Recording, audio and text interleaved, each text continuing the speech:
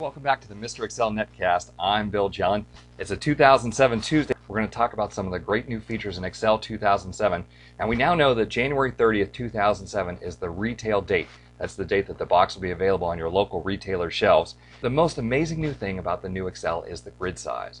If you're using the current Excel and you're regularly importing lots of data, you'll probably run into the limit of 65,536.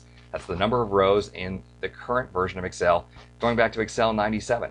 We're also limited to 256 columns, column IV. If you're trying to put daily dates going across your worksheet, you can't fit an entire year's worth of daily dates in the old Excel. The new Excel blows through those limits.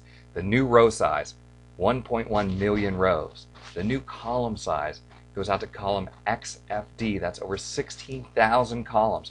If you wanted to put weekdays going across, you can now fit 46 years worth of weekdays. Let me illustrate this for you. If you can see this little diagram here, this yellow box is the Excel that we're living in right now. This green area is the new Excel. There's over 17 billion cells on a worksheet, and that's just sheet one. To give you an idea, we could put the name of every living person on Earth and only fill up less than 50% of the worksheet. Or, to give you another idea, we could put $1 in every Excel cell on sheet one and not quite have enough for Bill Gates' net worth. Anyway, one frustrating thing, if I choose the worksheet and hit end, down, end, right, you'll see that we get out to that last cell, that cell XFD 1048576.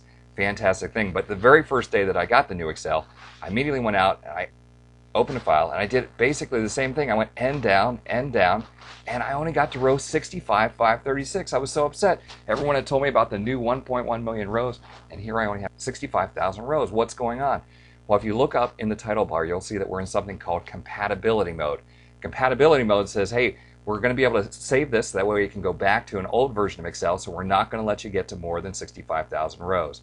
Two ways to solve the problem, and I hate the first way. If you use File, Convert, Excel will delete your original file and save the file in the new Excel 2007 format. It really hacks me off that they delete my original file. Instead, I prefer to use save as either a macro-enabled workbook or a binary workbook or an Excel workbook. I'm going to go with macro-enabled. Save it. Tips and tricks. You'll see that we have a new file extension, XLSM, stands for macro. We also have XLSX or XLSB, 3 different file formats in Excel 2007. Click Save. Now to still get beyond 65,536, you have to do File Close, and then reopen the file that you just saved. And now when you hit End Down, you will go to the 1.1 million rows. There you have it, 1.1 million rows by 16,000 columns in the new Excel. It's fantastic. However, when you open up an old legacy workbook in Excel, you're only going to get to 65,000 until you either convert the file or save as, and then close and reopen it. Hey, thanks for stopping by. We'll see you next time for another netcast from Mr. Excel.